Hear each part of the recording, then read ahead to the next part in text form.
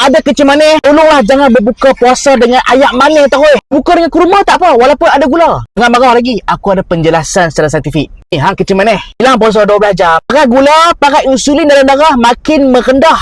Tentu bagus lah.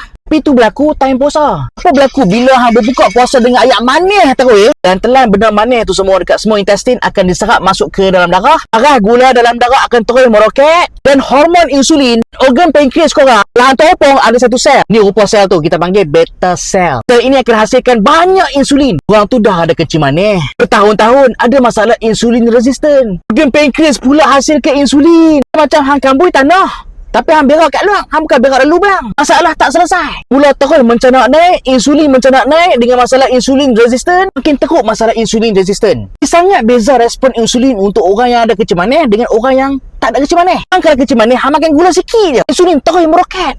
Hang ada masalah insulin resistant. Itu tak sama macam orang yang tak ada kecil manis. Walaupun hang makan gula sikit sahaja, insulin yang dihasilkan oleh organ pankreas sikit. Sebab tu dia tidak akan ada masalah insulin resistant. Sebab insulin dalam badan orang normal tu boleh normalkan balik parah gula dalam darah. Dia tak sama macam orang kecil manis yang ada masalah insulin resistant. Lambat nak turun. Hang kecil manis pergi buka pula dengan ayak manis. Makin meroket gula, makin meningkat insulin. Makin teruk insulin resistant. Dan lagi bahaya yang ada masalah kecil manis type 1. Bila hari bulan, hang boleh kena diabetic ketoacidosis. Maksudnya, orang tu kecil manis. Bila ada benda ni, parah gula dia boleh drop gila-gila.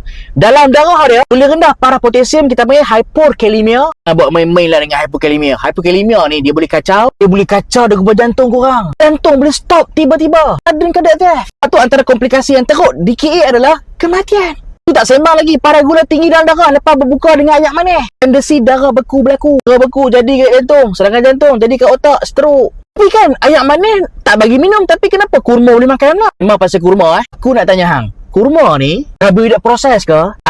Dia buah. Walaupun dalam kurma ada fructose dan juga glukos, tapi kena ingat, dalam kurma hang nampak tak bertali-tali ni? Yang ni adalah serat. Serat daripada kita panggil pektin, selulose, hemiselulose. Semua ni adalah serat tak larut, insoluble fiber yang ada pada kurma. Apa serat tak larut buat pada usus? Yes, dia bukan setakat lembutkan najis. Serat tak larut, dia sama juga function macam serat larut. Dia membantu pengurangan penyerapan gula ke dalam darah. Itulah kajian abang. Kalau hang nak jaga gula dalam darah, hang nak jaga kolesterol dalam darah, kerap makan fibers. Serat ada dalam sayur, ada dalam buah.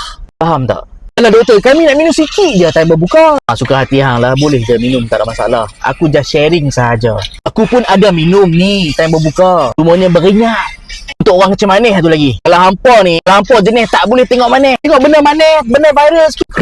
Craving tak tahan. Cari produk ni. Lepas aku saja Inavel Fastwear. Dalam minuman botanica ni bukan setakat ada kunyit, ada halba, ada ekstrak daun kari. Semua tu bagi untuk gula. Tapi bukan tu aku nak highlight. Yang aku nak bagi tahu adalah dalam ni ada Gymnema sylvester. Bila korang baca kajian Gymnema sylvester, memang membantu untuk korang untuk tolak pengambilan gula. Sebab apa? Dia menyebabkan rasa manis tu menjadi pahit. Ni, by blocking sweet taste receptor on the tongue.